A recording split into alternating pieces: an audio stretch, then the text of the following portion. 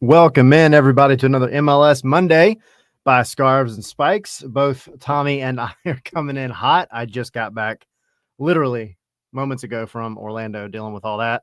And Tommy, you were getting back from, I don't know, Work. Oh, there you go, which is probably more important.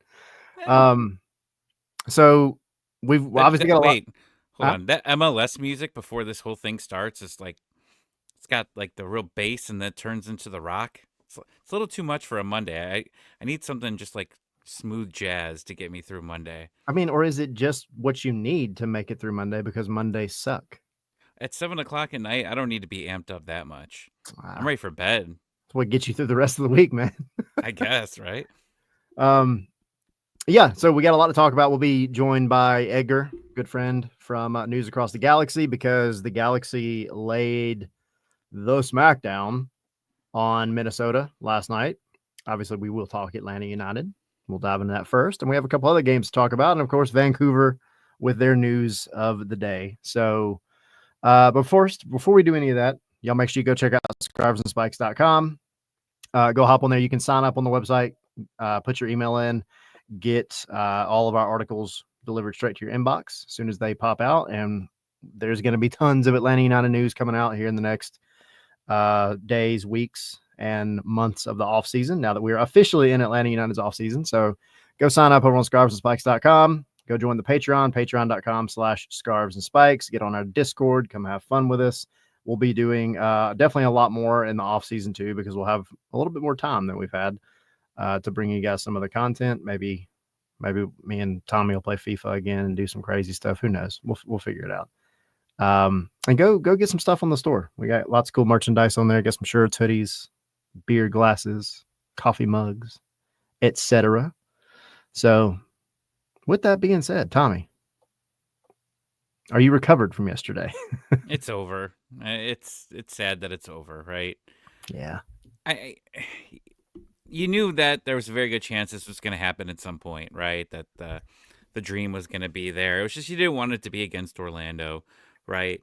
But the moment I knew it was over is right when the half is starting and Rios comes in and takes a shot to the head.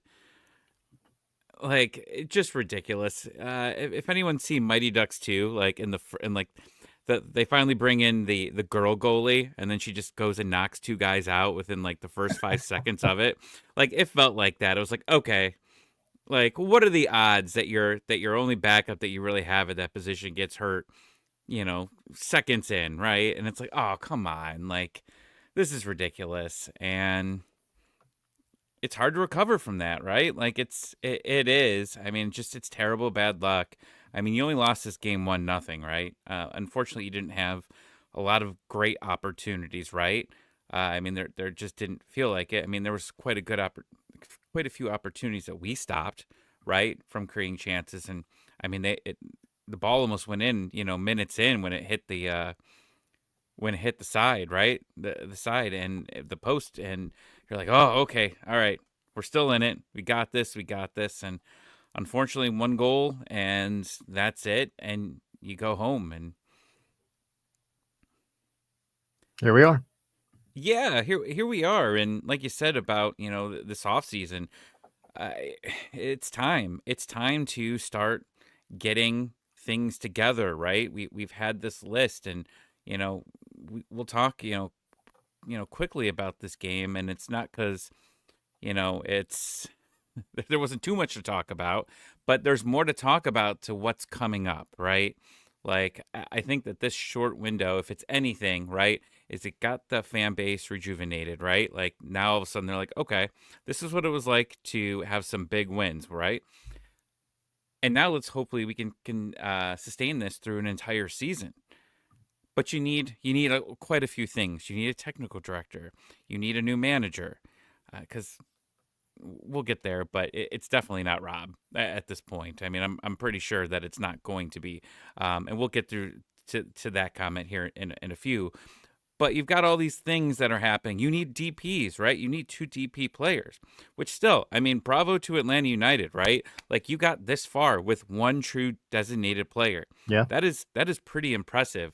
of what you had. I mean, you had to go get past Montreal, and I don't remember how many designated players they have, but Miami has 36 designated players, right? Yeah. So, I mean, you were able to still beat that team. And the main thing I took out of it is maybe there's some players that, potentially could have been on their way out before this playoff run that maybe showed a little bit of heart that said, you know what, maybe we do hold on to these guys. Maybe it's maybe for Garth Lagerwey because he's right now in charge of the roster. He might have a couple second, thoughts about, hey, maybe this guy should be on his way out. No, you know what? Maybe we do keep him. And one of those guys is Brad Guzan, right? Yeah. Yeah. And that was kind of, one of the things from last night, being down there in Orlando. And we'll get to Colonel's comment here in a second about the game specifically, but I think that kind of ties into all of these points. I mean, Atlanta United played a game last night where they just couldn't squeak out a result against a team that really didn't play good either. Like, neither team played really good soccer last night, if we're being honest. It was just meh. And for Atlanta, it kind of felt like they kind of regressed a little bit back to where they were at the end of the season. And I don't think it was quite to that degree, because I still think they showed fight. They showed a lot more personality than kind of those last few games of the regular season. But it just wasn't enough. And of course, you had Lady Luck not going your way at all. You have Jamal Tiare, with the injury, and then he kind of stays on, and he's kind of running around gingerly, and you could tell he was hurting. And so you bring on Daniel Rios, which is it's a tough situation because like that eats up one of your windows, right? Your sub windows.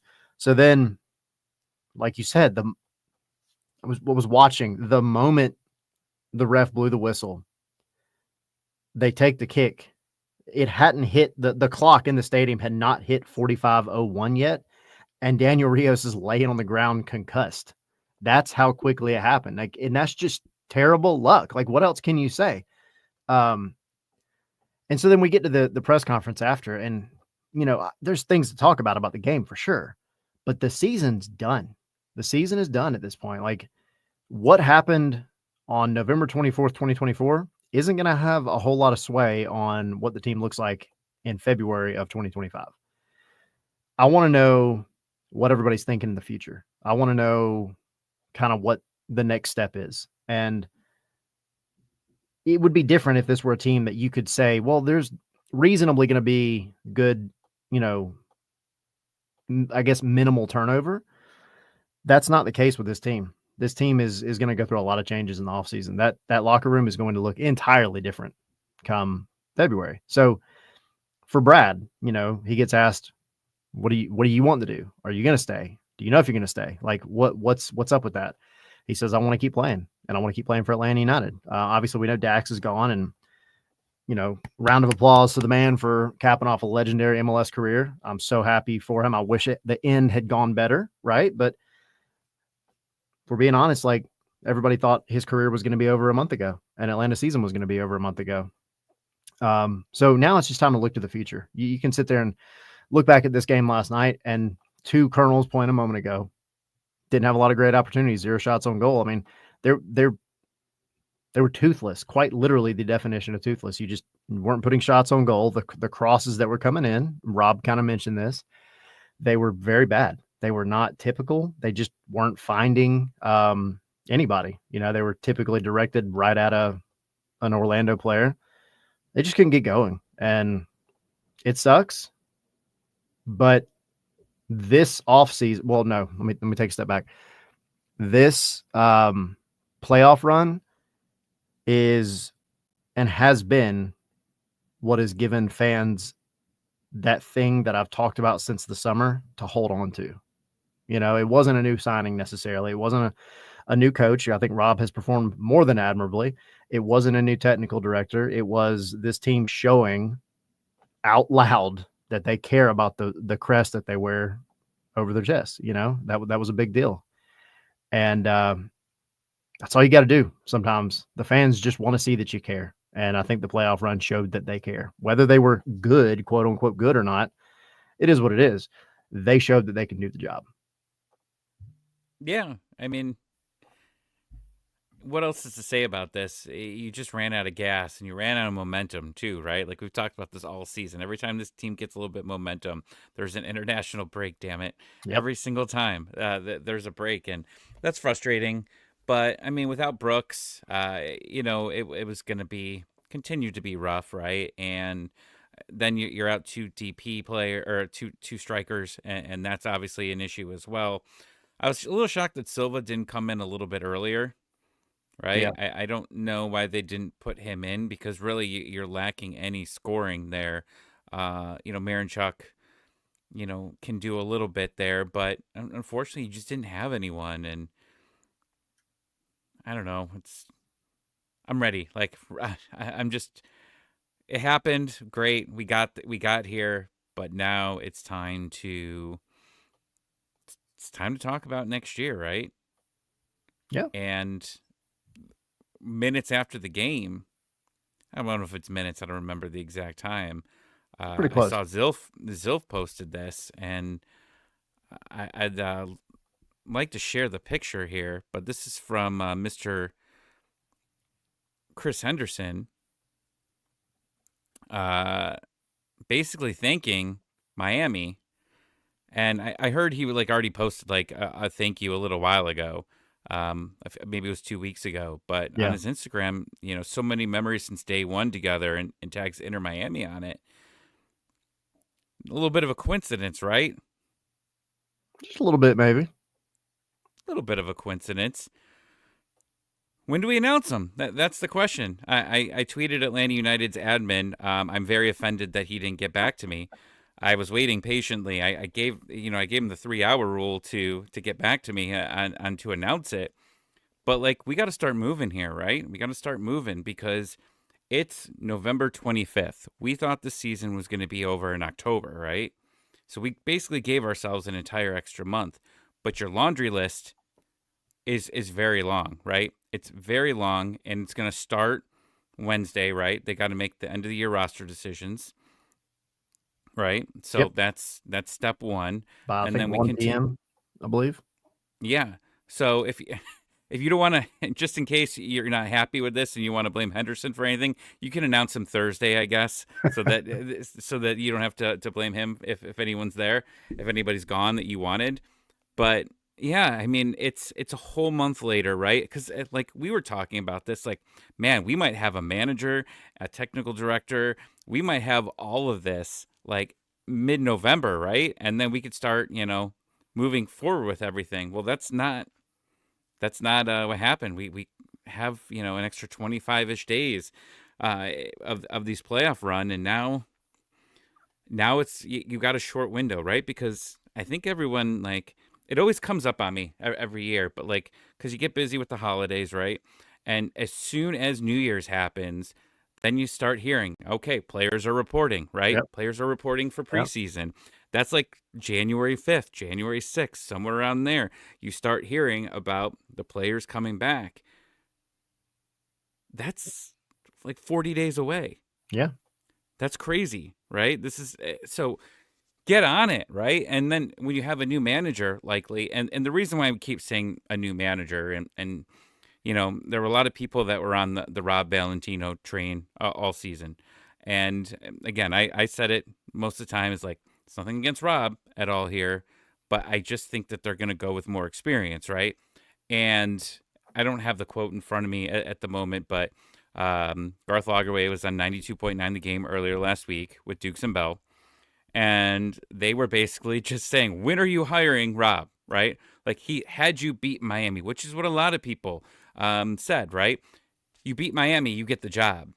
Well, that's not what he said. Garth basically came out and said, like, we're not Atlanta United's not in the business of taking chances, something like that, right? Yep.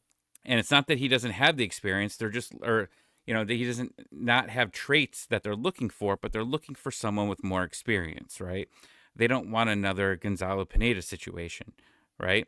And that's where it seems that I mean, they said, hey, if he wins MLS Cup, this is the easiest decision that he's ever made, right? And obviously, it's already happened with him in Seattle, but he didn't win MLS Cup, right? He didn't. He ends up losing this game to Orlando.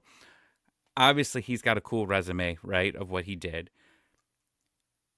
But I don't think that everything, the vibes that I got from it were that he's not going to be here because he didn't win it. However, like you said earlier, there is a Vancouver job that's open. If Rob likes poutine, And a they Philly got job. they've got a great job up north here. But either way, whatever happens to Rob, I mean, I think that everyone, nobody could say a bad thing about him at all, right? Like it's been an up and down ride since he took over. He had a bad situation thrown at him again, right, multiple times, and this one was a lot harder than the first time. You still had Joseph Martinez on that team. You still had all your players, but this time you didn't have that. You didn't have Almada and Yakimakis. You didn't even have Miranchuk for a lot of the time, right? It took time for all these players to come in, and he still was able to have some remarkable victories on the road, right? He won games on the road. There was a joke for years that this team could not win on the road to save their lives. I mean, And I it was think like like as of a month ago, where everybody was still making that joke. It seemed like. yeah, but he won like immediately on the road, right? Like he was getting results. Mhm. Maybe there was a draw here, but then he was getting some wins, and then you had some fun games as well throughout it. And yeah, he made the last month of it fun. He made it a ton of fun. But I think ultimately, no matter how you feel about it, when Vancouver is a great city, I've never been. I can't say I've been. it's amazing. But I will say, like, I think I understand Rob has some experience, right? And so did Pineda.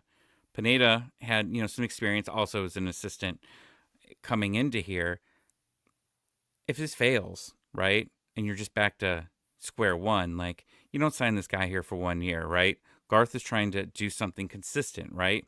Not something that's very short sighted. So unless there's nobody else that could be possibly available that he'd be interested in, and now there's,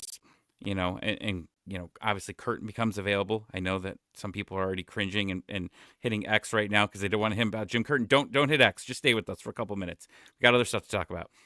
But there's a Vancouver manager that just got let go. Uh, Maybe we just swap them out, right? Send Rob up Just north, cycle send him everybody down through. south. Yeah, you just do the Uno reverse card for the teams there. But you want to have stability here, and I think that's what we've been missing now for a very long time, right? Heinze, Water, and then I mean it's been just constant turnaround, players, coaches, right? And you want stability here, right? You don't want to be in the situation where every year you're barely trying to get into the playing game, right? They want to be the team, and I want to say Miami because Miami obviously is a whole different situation in general, but you want to be like the Columbus Crew, right? The Columbus Crew are consistently in the top four that are going to make the playoffs every year. You know that they're going to be playing for trophies. That's what you want, right? Being LAFC, right? That's another example. I know they also get some players that are over 85 years old, but I mean, you want to be consistent, and Yeah. that's what they're going for. And unfortunately, they just don't think that the experience that Rob has is going to give them that stability for the next 5 years. I mean, I think the hope is right. I mean, I think the hope with soccer coaches is always that kind of long term, but the reality is it rarely goes that long. But I mean, I think if you could, I think anybody would be happy with a solid 3 years of like title contenders and intersperse some silverware in there. 5 years, as long as it's like a productive 5 years. I mean, you keep the successful guy as long as you can possibly keep him, right? Um, Soccer is such a up and down game. You see what happens from one year to the next, especially in MLS. I mean, look at the Galaxy for one, and look at the Revolution on the other side, right? Like you have teams that they can go from bad to good or good to bad instantly, and that's with the same coach in some cases. Um, so, but yeah, I mean, 3 years, you get a guy that you could set up 3 years of solid success, then you're in a good place. And I mean, I'll throw this out there too. If let's say Rob isn't the coach and they go forward and they find whoever that leads Atlanta to, let's just say a piece of silverware here and there, and being contenders in the playoffs, everybody's going to look back at this playoff run for Atlanta and say, well, Rob deserves some credit for that because it kind of started because Atlanta's playoff form, right? This is the best they've had since before COVID. This is the best that they've done since 2019, which is weird to say because, the season is different than the playoffs. This is the only real league in the world where it's like that. We can look back at the season all day and say that season was rough. It was rough. But the playoffs, you could argue, and I think many would consider, especially considering who your opponents were, that was successful, all things considered. So, yeah, I mean, it may not be Rob. And Dax said it last night. Dax McCarty said it, just like we've all kind of been saying. If it's not here, if it's not in Atlanta, Rob Valentino will be a head coach in MLS somewhere. And Dax specifically said in MLS. Like he kind of actually corrected himself because he originally said that he'll be a head coach somewhere, and then he said in MLS. I think that's important for a guy like Rob. He's a family guy. He wants to be like, I think moving around in the world is one thing, but staying in the States or, in MLS would be, I think, really what he would be looking for. So yeah, I think it's going to be interesting. And to your point, things are going to move quickly. Things are going to move very quickly. But I mean, Rob said last night, my contract is until December 31st, and I'm going to keep doing my thing until then, until a decision's made. And you got to respect him for it because I'm sure he has an idea of what his future might be. I don't think it's a situation where he's just completely oblivious. But I selfishly, I like the guy. I do. I like Rob a lot. I think he's a great person. It's similar to how I felt about Pineda, but I mean, Rob is just like super down to earth. He's a guy you would easily go have a beer with. He knows the game, I think, more than he lets on sometimes. And it's one of those things where selfishly, I would love to see him stay at Atlanta United in the club in some capacity, but I don't think he deserves to go down and like coach the twos or something like that. I think he deserves to put his head up and go to an actual head coaching job somewhere because I think he's at that point. I mean, yeah. I mean, all he's got to do, I said this before, all you need to do is hand them all those videos that you've posted, right, over the past month of this playoff run and said, here you go. This is what I did, right? Yep. Here's how I talked to these players. Here's how I motivated them, right? Here's how I motivated a group of ragtag kids, right? Disney movie, right? Mighty Yep. Ducks. Here we go. Angels in the outfield, whichever one you want to, whatever movie that you want. I got all these players, right? The smaller roster, right? To believe that we could go beat Iceland, the Hawks. I'm naming the varsity team. I'm naming all the Mighty Ducks movies. I don't who would the Angels play? I don't even remember. I think it was the White Sox. The White Sox were always the bad team in all the movies, right? Always. All these teams, right? You were able to go and motivate these guys to be able to do this, and that's pretty cool. And whether it's again here or maybe he does a little bit of the USL, right, or somewhere else, and that's just continuing to build on it, where eventually we see him, maybe he goes and eventually gets a job at a rival, right? Maybe he goes to Nashville. We see him in Nashville at some point, and then that's a real story, right? Former Rob Valentino gets job against rival of Atlanta United, and now we have to play him twice a year. That's how these stories work, right? Yep. But either way, like I think he's gonna get himself paid somehow from here and continue to grow on it. Yeah, 100%. And a lot of comments here. I mean, just through the whole thing. I mean, Gray saying his top assistant coach this season, Carl Robinson, former Vancouver head coach. Everything's kind of coming back to Vancouver now that news dropped, and we'll talk about it here with Edgar in a minute. But Colonel saying Vinny Sartini has to be a front runner. Garth knows him. Omar said, I don't want a coach who's given an air job to Cherundolo. I'll go back to what I said before. I want that. I want that. Why do you want that? I don't know. It's just funny. I mean, but like Garth, like he just like, oh, this guy's showing up. Oh, Curtin, like we want to talk to him. Oh, he's here. Now Santini's available. Like, okay, like, He's just like, what's this? What's this? Who else is gonna fire someone, right? Oh, Tata Martino's available. He's not coming here. But oh, Tata's available now. Like, it's just all these names keep showing up, and he's just like, oh, embarrassment of riches of people to interview, right? Like, Coaching carousels in full swing at this point. right, but like people that maybe weren't expected. People didn't expect Vancouver, right, to release him. People didn't expect Philadelphia. Jim Curtin said, "I'm not coming to you, Atlanta. I'm staying here for the long run." 2 minutes later, oh hey, look what just Well, happened.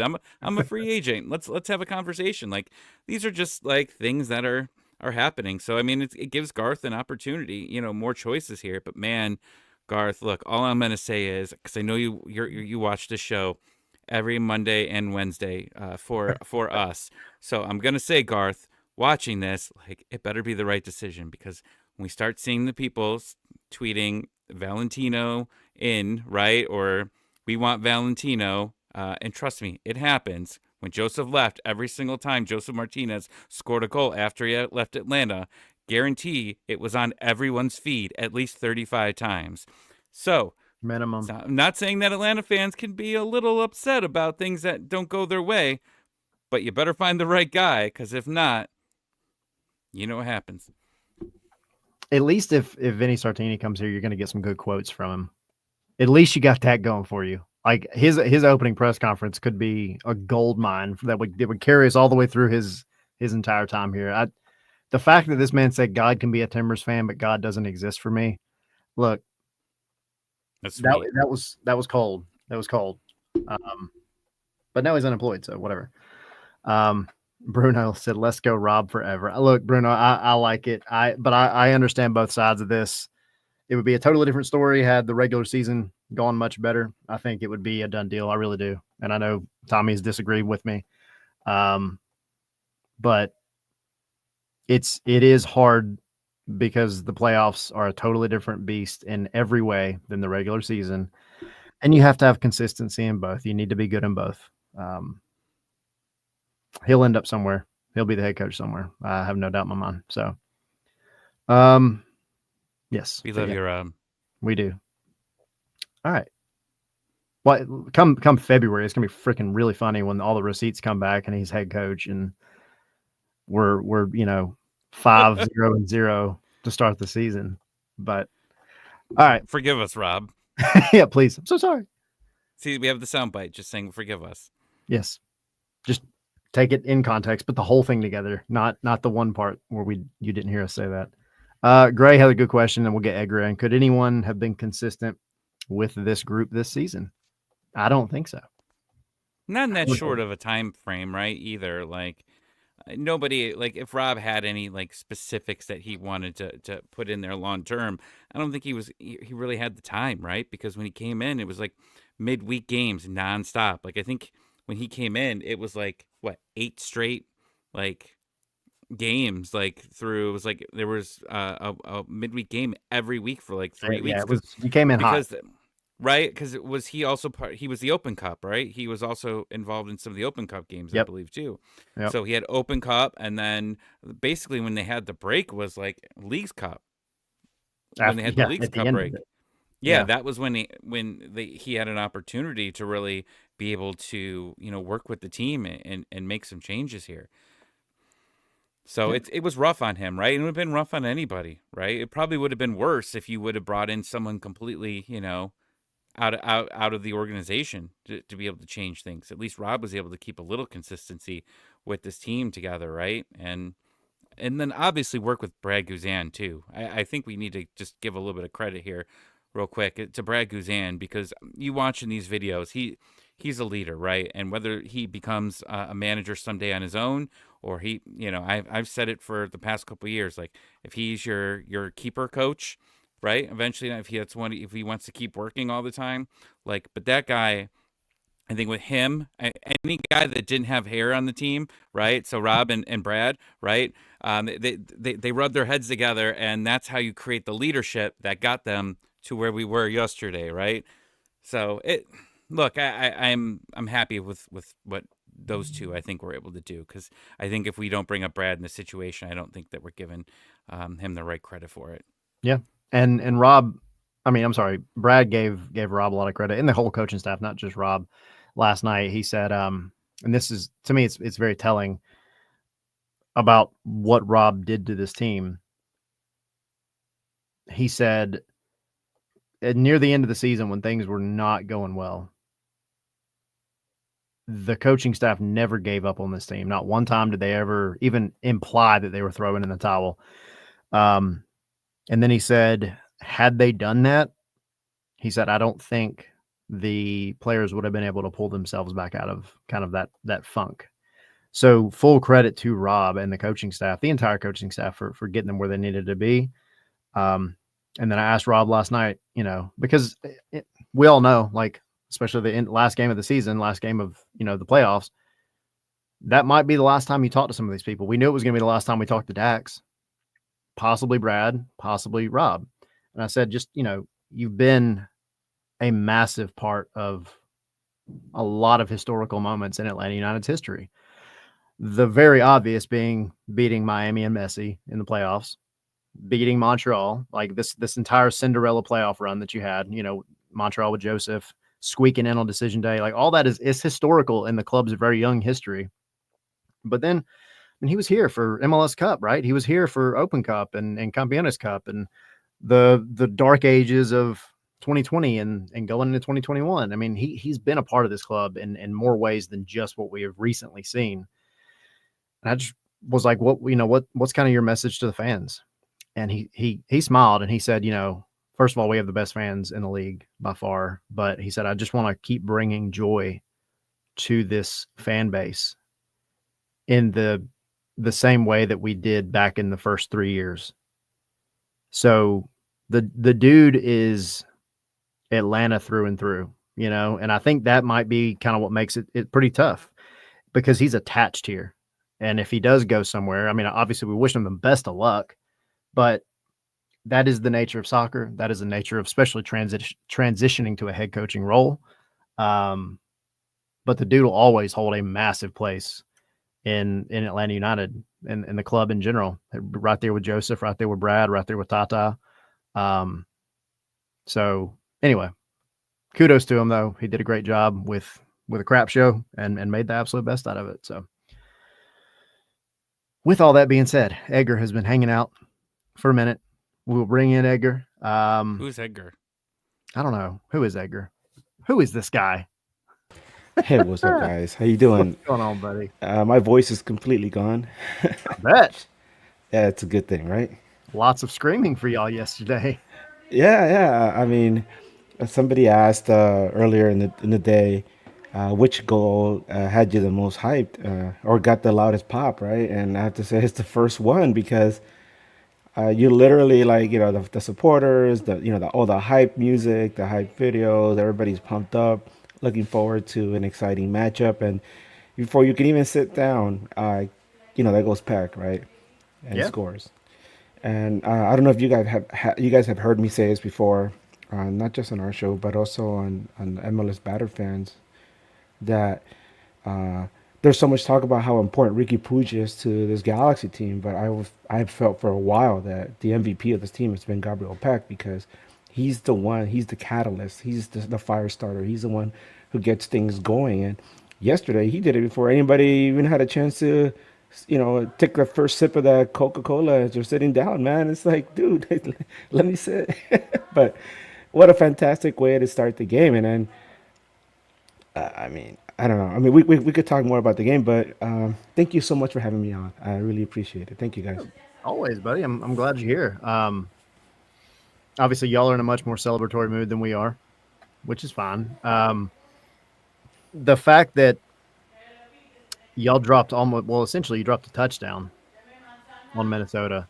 I was driving back, right? I was leaving Orlando to Ocala last night. It was about an hour and a half drive.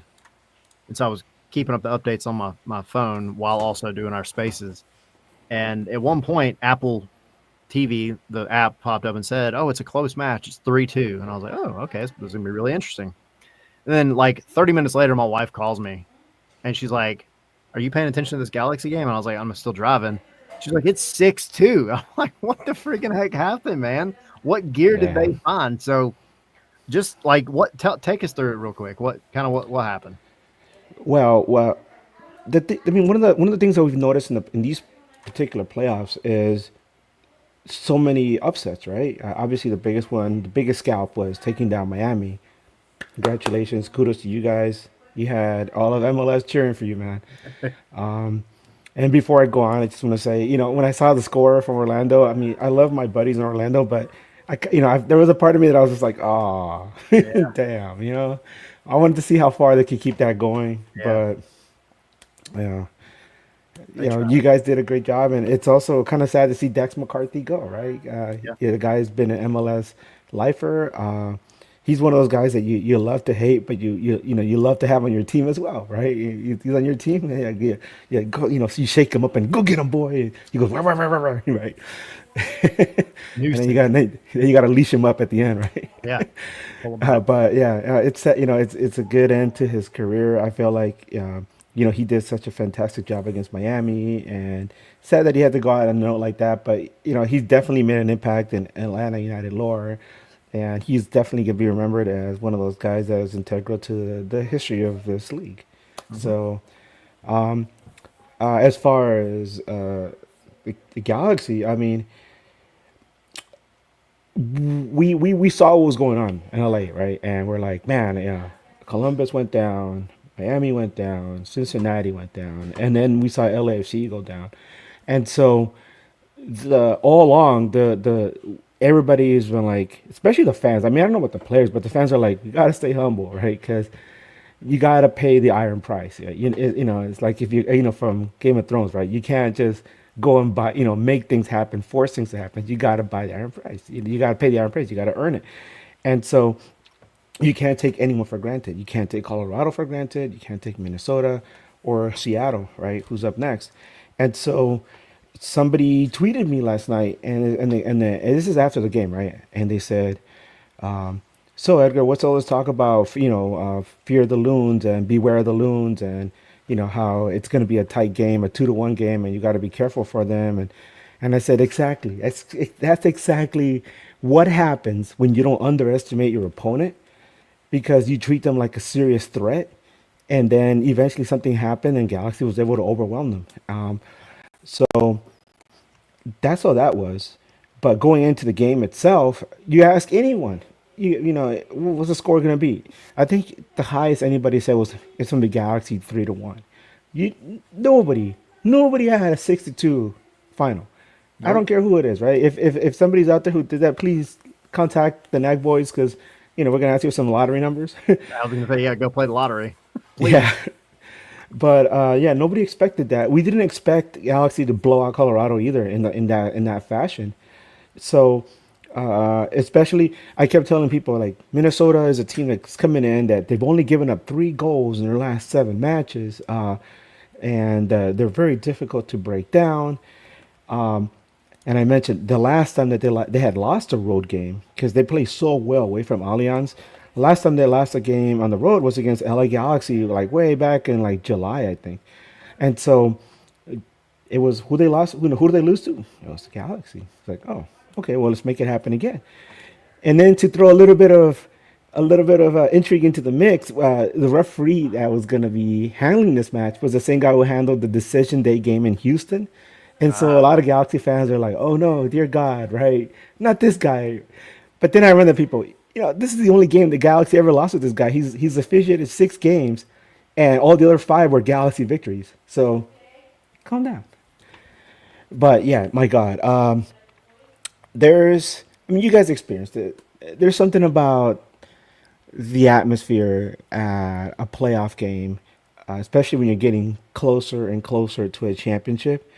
And it goes from like, it's so different from like a mid-season game where, yeah, you're happy to be there and, you want to see the boys do good and you're excited to just be there and take part of this, it's experience of so many people. But when you're in the playoffs, everyone's focus is on results, right? And seeing what the team can do. And so there was all that excitement about, okay, let's see if Galaxy can break down Minnesota because scoring an early goal was going to be crucial because Dane St. Clair is no slouch and that defense is solid. So everyone was saying, well, if we can get one on them in the first 15 to 20 minutes, I think Galaxy will be okay. And boom, it came right away. Oh my God, Gabriel Peck. So I don't know what you want to follow up with, but yeah, that's just to give you an idea of what it was like at the beginning. Tell me what you got. Well, I was going to say, I mean, just this LA team, this is what I was expecting from LAFC as well, right? I was expecting two powerhouses in the Western Conference Championship, right? And I've been saying since the playoffs, even right before that, it was like there were moments where you saw like LAFC, like they had the firepower, right? But then it would go away for extended periods, and I just kept tweeting like I'm just not impressed watching LAFC. And then what we got yesterday was what I expected from them, right? I expected to see that from them. I expected to see that in one of the Vancouver games, right? I love trash talk Vancouver as much as I can. No reason why, but that's just what I do. But we just never saw it, right? And I just said, you know what? Unless they pick things up quickly, I just don't see it. And now they've got a lot of decisions to make, right? How do they move forward? Because I don't, you know, their problem, their Columbus problems, right? Yeah. And now it's just becoming a little bit more of a problem here. No, absolutely. And it's out here in LA, we don't live on an island. Like there's Galaxy fans, you have LAFC fans. Like me personally, I'm a big MLS sicko, right? So I have a lot of contacts within LAFC. They're podcasters and journalists, and so I've been asking questions throughout the entire season. First about all the excitement surrounding the arrival of Olivier Giroud. How's he gonna fit into this team? Oh my God, Kai Kamara is having a fantastic season. You know, are you gonna bump him off to put Giroud up there, or are you gonna find out a way to make both of them work? These guys are different. And then to see them rebound from a slow start, it looks like they got things cooking. Oh my God, these guys are gonna be scary.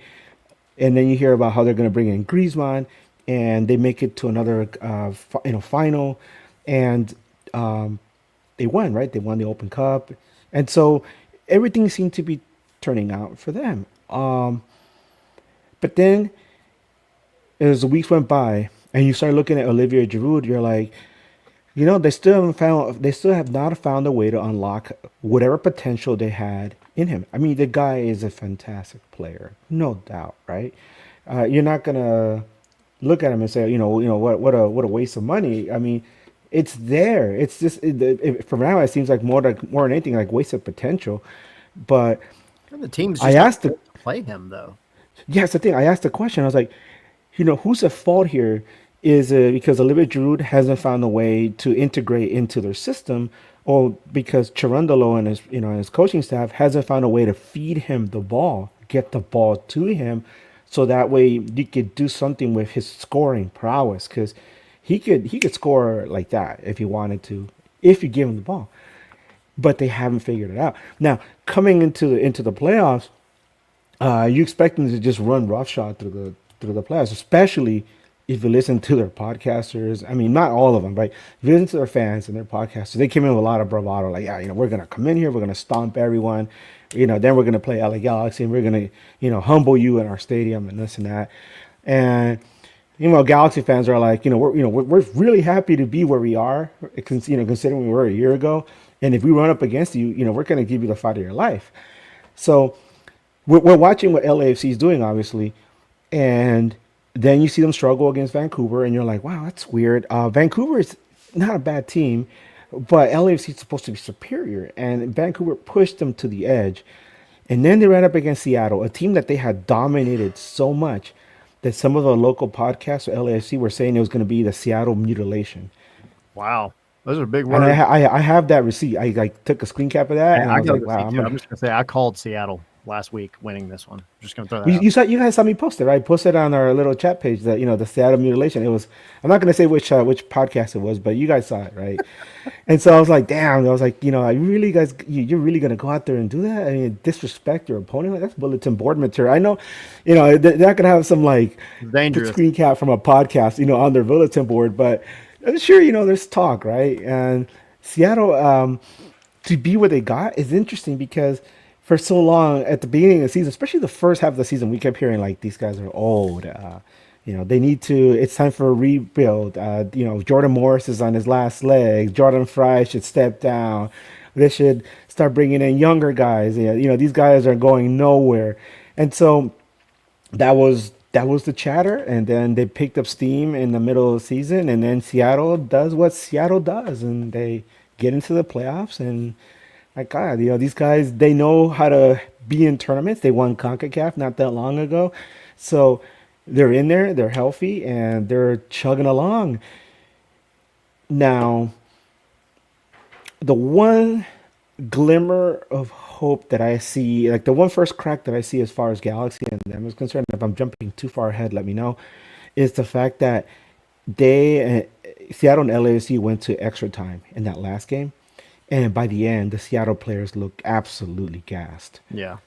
So, and then you look at the Galaxy players at the end of this match, and at that point, and Minnesota's a man down, and our players were out there having fun, and they didn't look that tired. They looked pretty kind of fresh. So I'm just hoping that they maintain that same level of energy, and they catch Seattle, who expended so much energy to knock out LAFC, and Galaxy is able to come in and just pick up the pieces. Yeah. Well, and that's kind of what I want to touch on a little bit. Side note, Brian has a vintage 0304 signed Galaxy jersey. Nice. That is on Twitter. That is, and Brian, I'm just going to throw your name out there. That is Waffle House United. It's pretty easy to remember.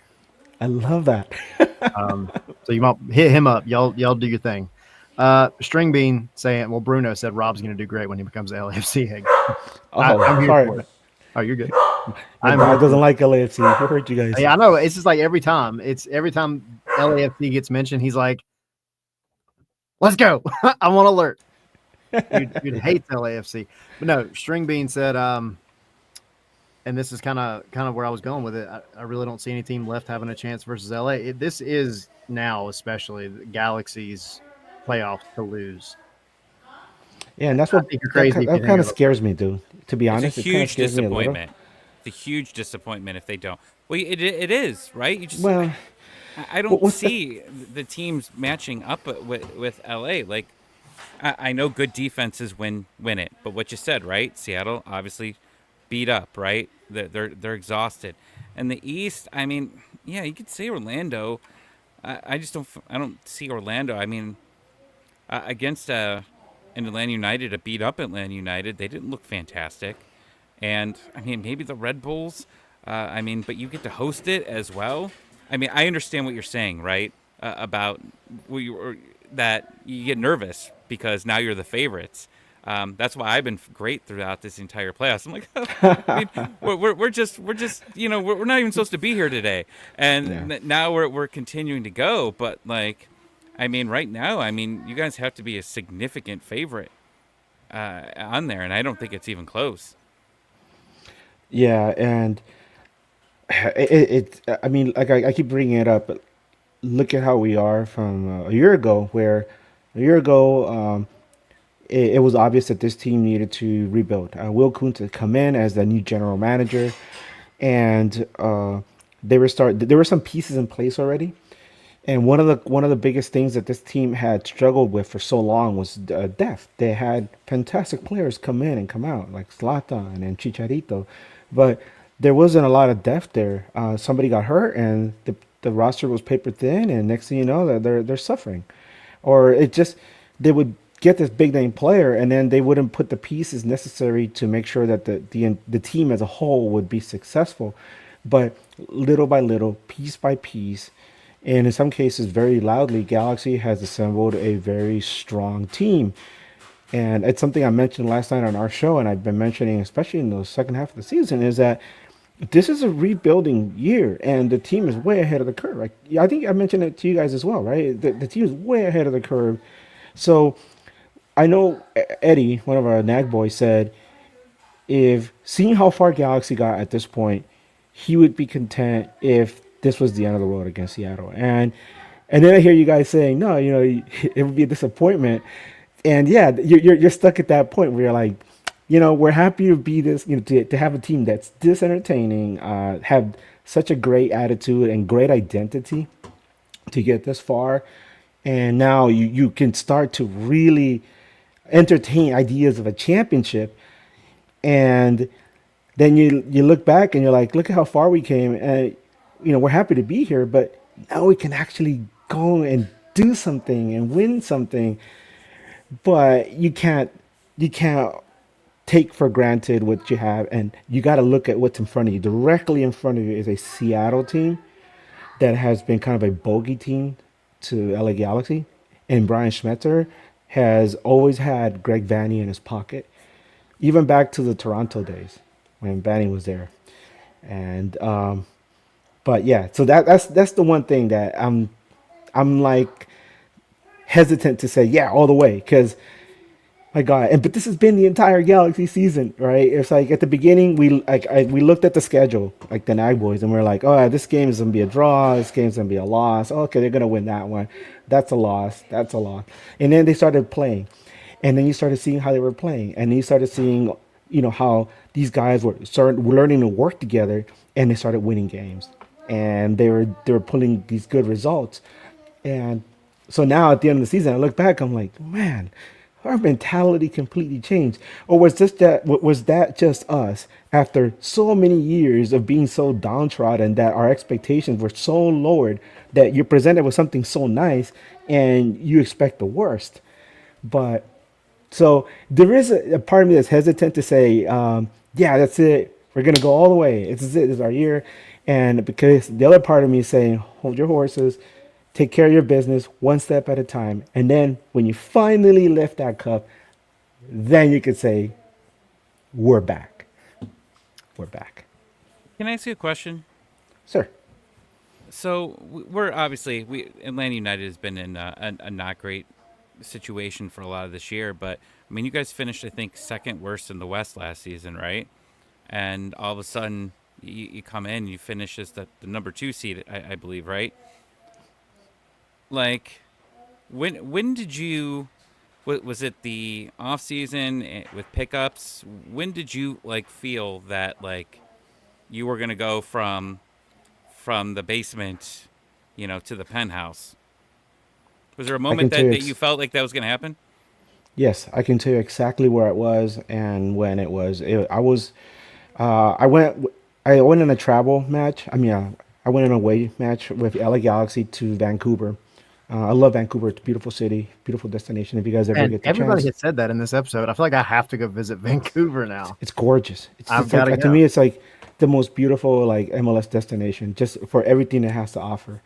But yeah, I went on a away day with a bunch of Galaxy supporters to support the boys up in Vancouver. This was back in March, and Galaxy always has a difficult time, not just playing up in BC Place, but against Vancouver. They're always scheduled to play them like early in the season.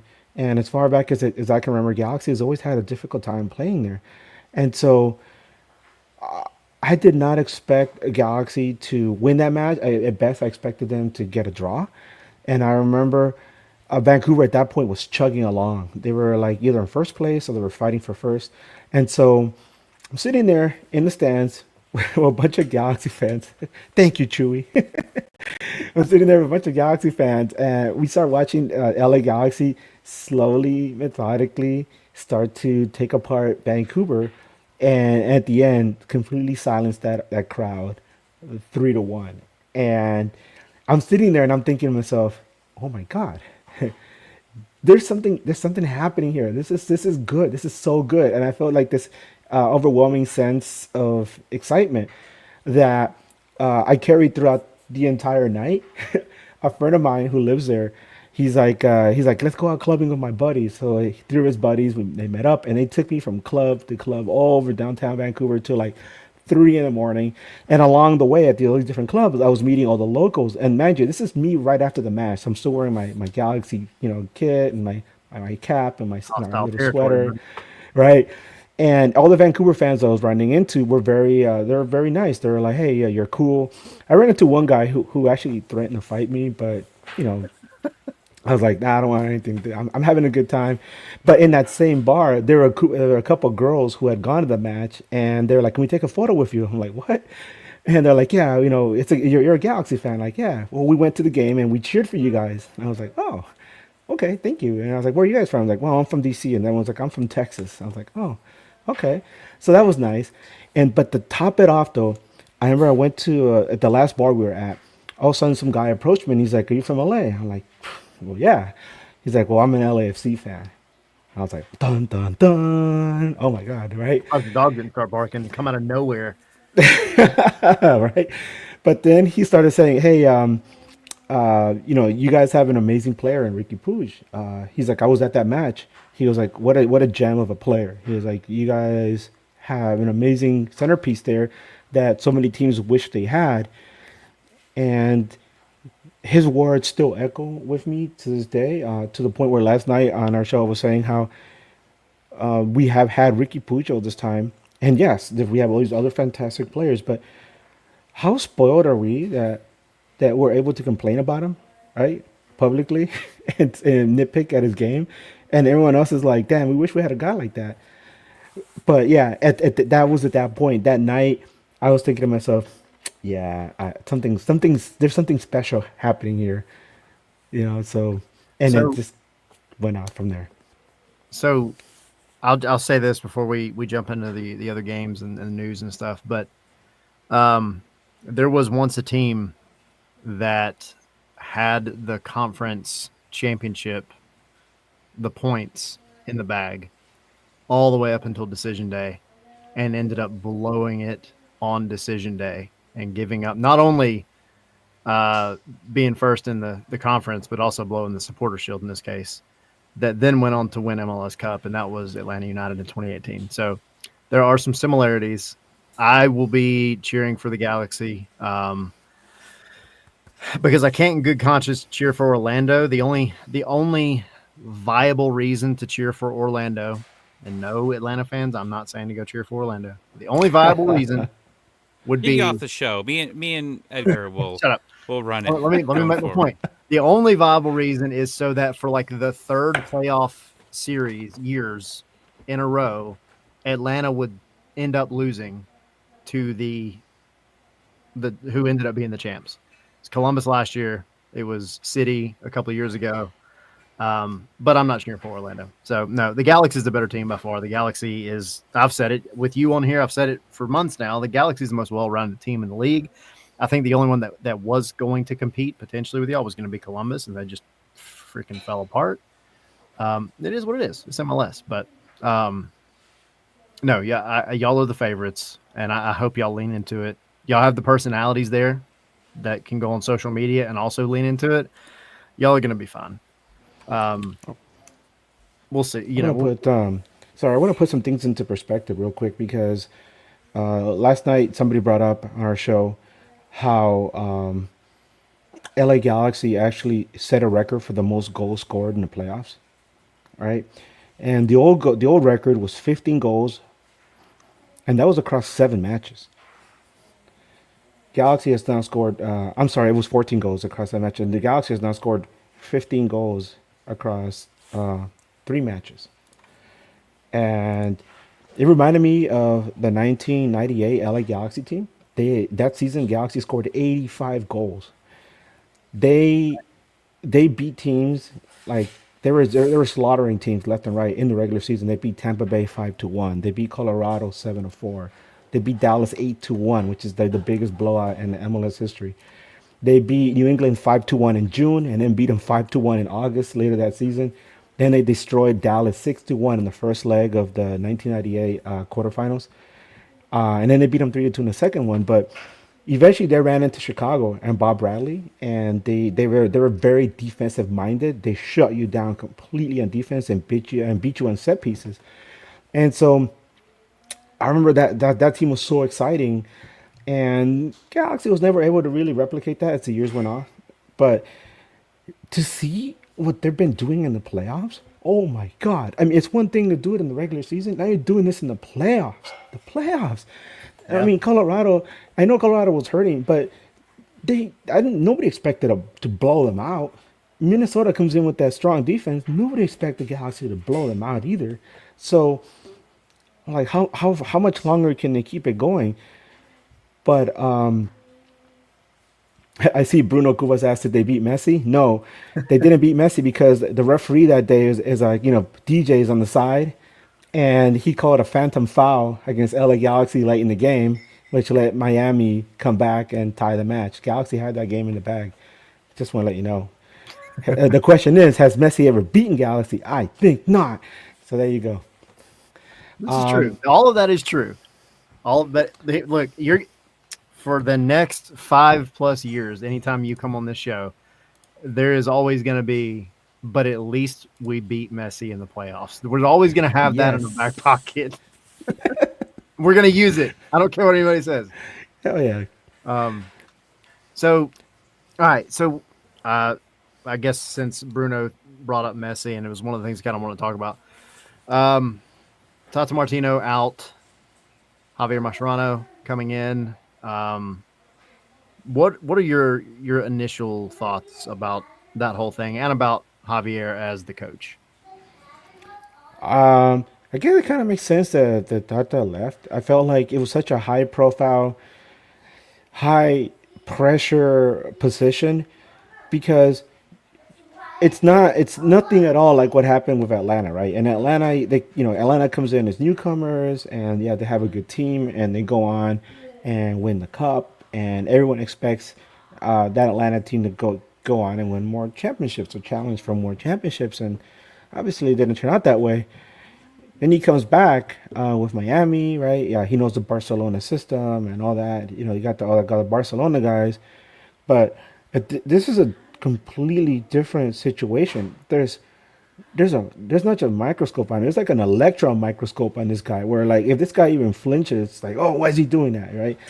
And it's not that Messi failed. They're not gonna say Messi failed or that Busquets failed or that Suarez or any other guys on the team. They're gonna point fingers at him because yeah, they can't fire the entire team. They're gonna they could just pick on the coach.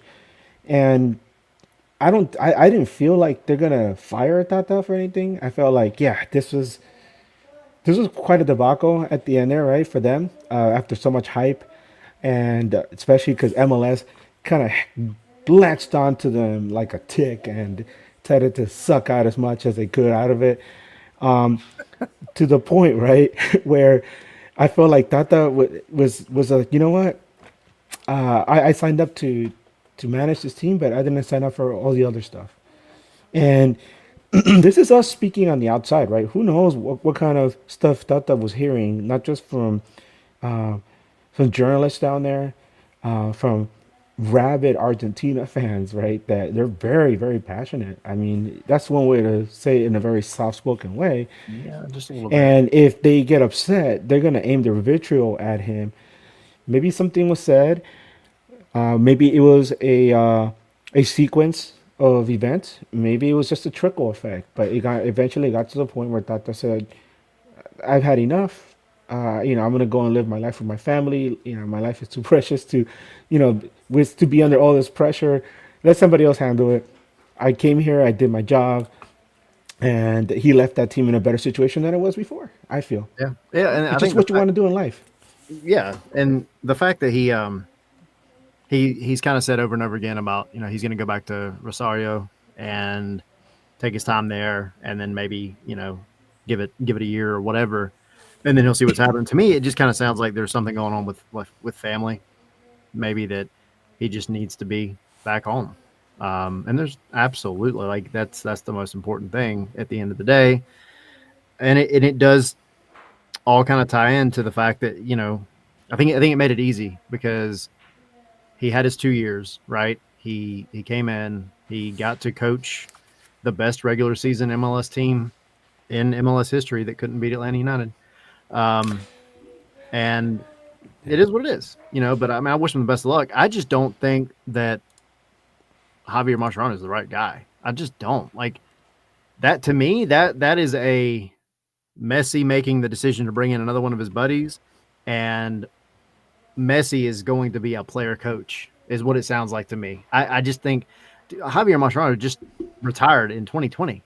He's not been a coach for long. He was coaching I think the U20s for Argentina, and they sucked.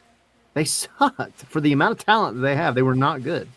I don't know, man. It's just a weird signing to me, other than the fact that he's one of Messi's buddies. A lot of I pressure. It's a Yeah, lot of pressure for him, right? For Tata Martino, it was pressure, right? Think about that. Like, and this does seem like a repeat. 2 years in Atlanta on his way out to spend more time with his family, right? yep, And then here, 2 years. But think about it, right? When he was in Atlanta, he had to hear from Atlanta fans, right?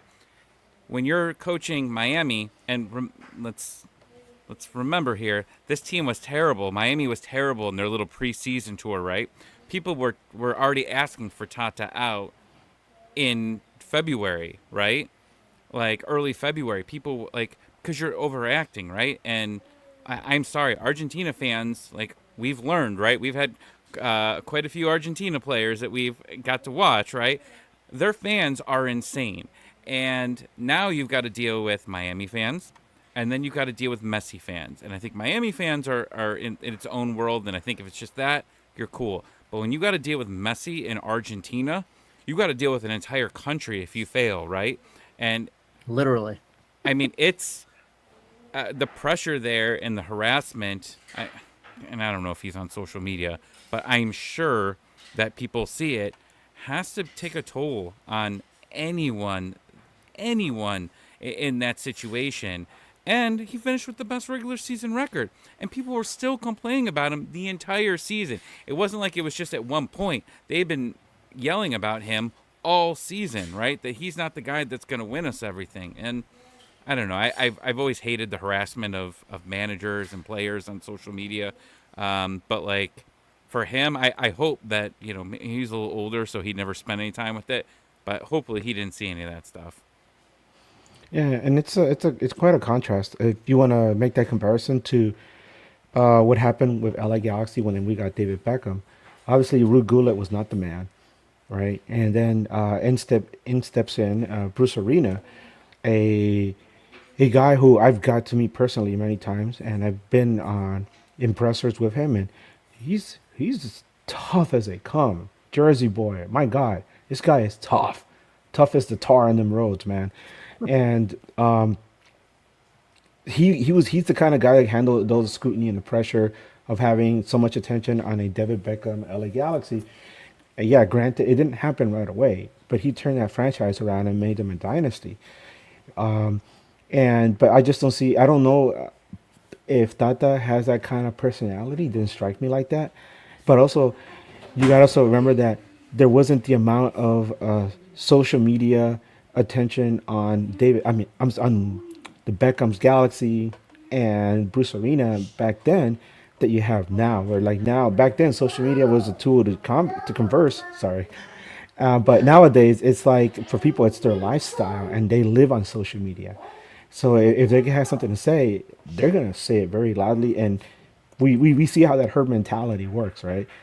And next thing you know, you have pitchforks and torches, and it gets really ugly and toxic, and yeah, Yeah, yeah, and that's part of what Mascherano is gonna have to deal with now. I mean, he's in it. Like it was so quick, relatively speaking. Like it was quick, I think, to the fans, but it came out obviously that Tata had mentioned to Messi, whatever, the fact that you told one of your players, I get it, he's Messi, but the fact that you told Messi, and then I forget his name, but they're like director of sports or whatever his title is. Jorge Not one of the Mas. No, it's not one of the Moss brothers. It's the other guy. I forget his name. Hey, buddy. But no, the fact that he had already told them before the Atlanta series kind of tells me, um, again, it's something personal, which is absolutely fine. And he did the right thing by not bringing it up to the rest of the players because he didn't want to interfere with the Atlanta series. Ultimately, it didn't matter, but I'm going to keep throwing that out there.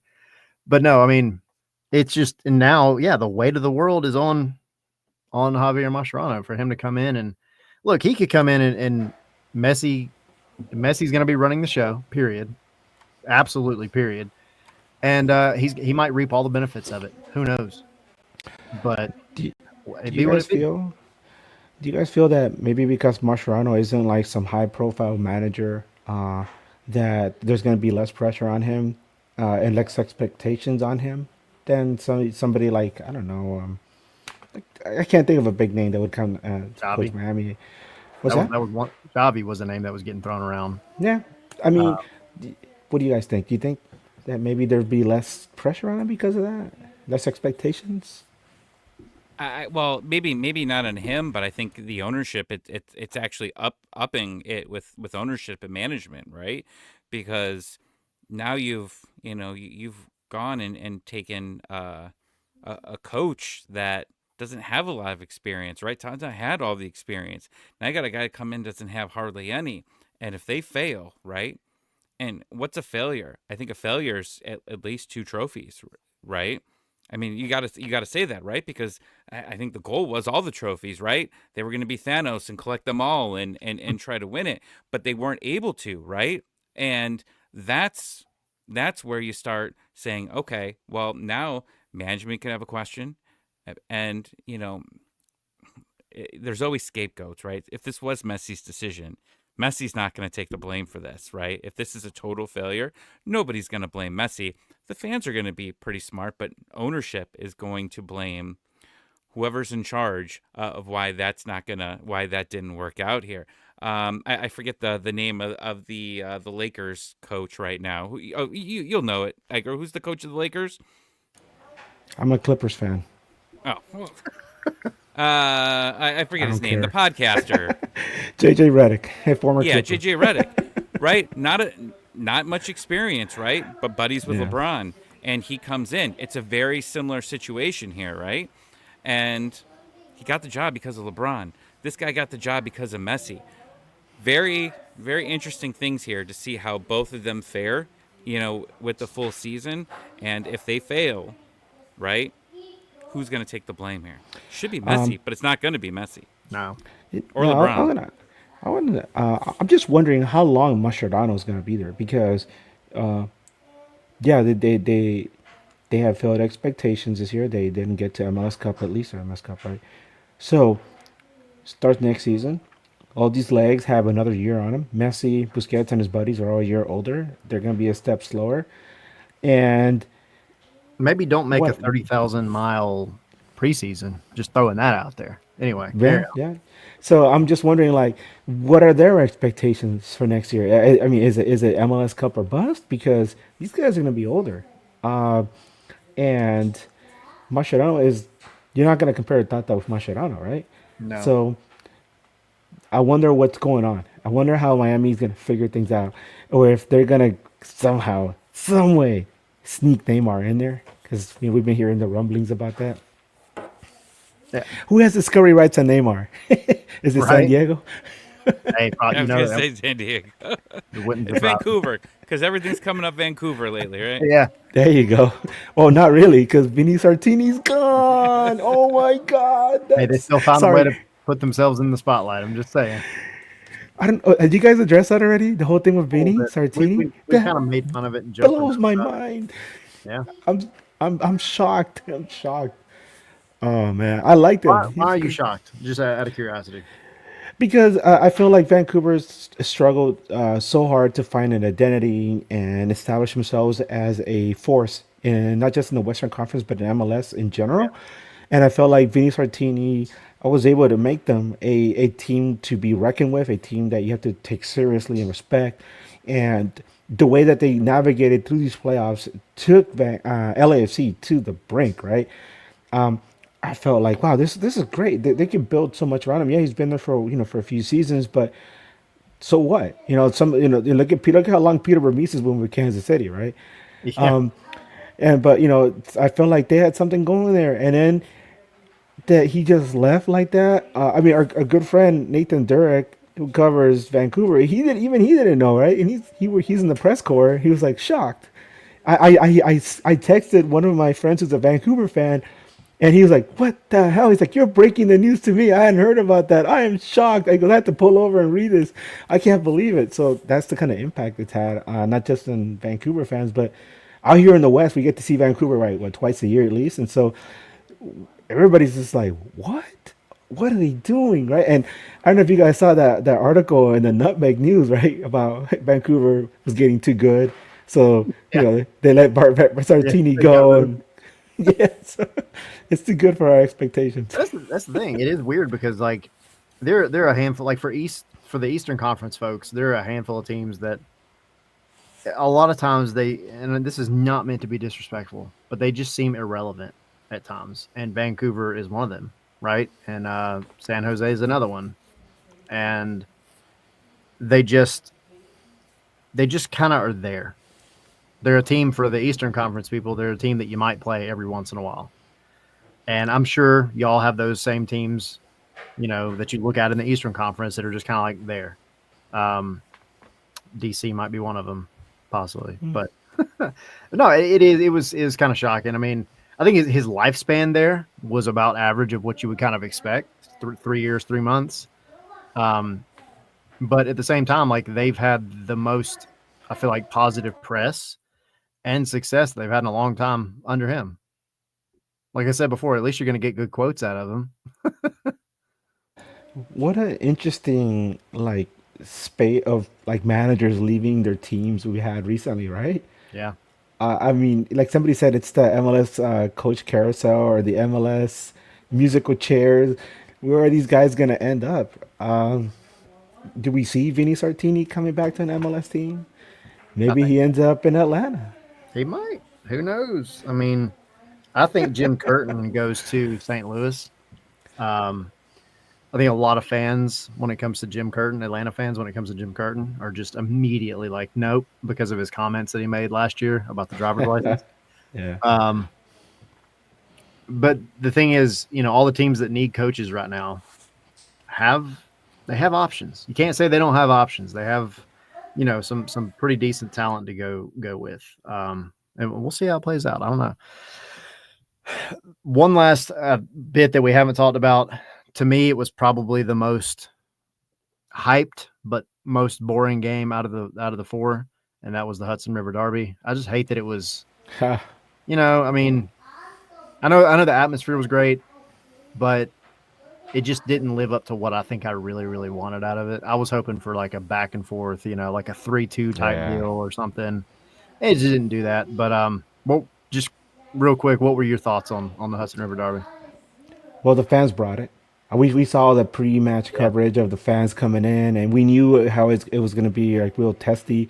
We had Mark Fishkin on our show talking about it, to preview the match, and um, you know, he said, yeah, it's going to be interesting. There's going to be so many Red Bull fans showing up, and so there's a lot of expectations. But then we also heard the fact that the New York media wasn't really covering what was going to happen, right? That's kind of a downer. So you're like, Neither the okay, league. right?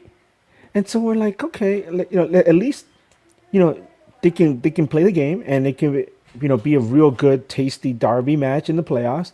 We saw Galaxy and LAFC have some really strong performances against each other in El Tráfico in the playoffs. Both of them Galaxy losses, obviously, but still these games were entertaining. And for us, LAFC and Galaxy fans, my God, it's like you're living and dying on watching these matches. It's crazy. It's what MLS wants. But yeah, what we saw on the field did not match all the energy and expectations, and maybe that's just what Red Bull wanted. They lure you into this weird sense of, okay, we're playing along, we're playing, and then boom, they strike, and then they just kind of put you to sleep, and yeah, waiting for a grand slam. I didn't see Grimace in the stands, so maybe that has something to do with it, right? So I think that was part of the reason why MLS maybe doesn't quite push it as hard. It would be different if that game were hosted at Red Bull Arena. oh yeah, That's all we would have heard about. All we would have heard about. But I mean, it would. I don't know, man. It just MLS. They know the issues. They know the fact that it is embarrassing that they have teams still playing on baseball fields. Like it is yeah, what it is. Had this game been 2 years from now when they opened up the what is it called, yes, the Etihad Et- Arena? Is that the name Etihad, of it yeah, now? Um, again, that's all we would have heard about. But they're not quite there yet. So maybe that's in the script for 2027 or something. I'm sure it is. We'll see. Take the receipt to 2027. We'll see a Hudson River Derby in the playoffs, but yeah, it just was kind of a letdown for me. So I have to ask, are we calling it the Waffle House tussle or the Waffle House war, Which one? or Orlando and Atlanta? Oh no, no. We've tried, man. Like we had Alex on from one of the Orlando podcasts last week, and just like even they can't come up with names. We've tried to come up with names. There's just nothing that quite fits yet. That just is organic. Like El Trafico. I know it's like some people hate the name, but like it fits. Hudson River Derby fits. Hell is Real fits. Um, there's options out there, but it's just finding the right one. And there's plenty of good ones that just don't fit yet, which sucks because we're like 8 years into this thing. But Yeah, if y'all come up with a good one, though, y'all throw them out there. Let us know because it's out there waiting. We just haven't found it yet. yeah. We trying. So yeah, real quick, mentioning in, as far as from a Galaxy perspective, I'm looking at the three teams, right, that were Seattle and then either New York or Orlando. All three of these teams have really solid goalkeepers.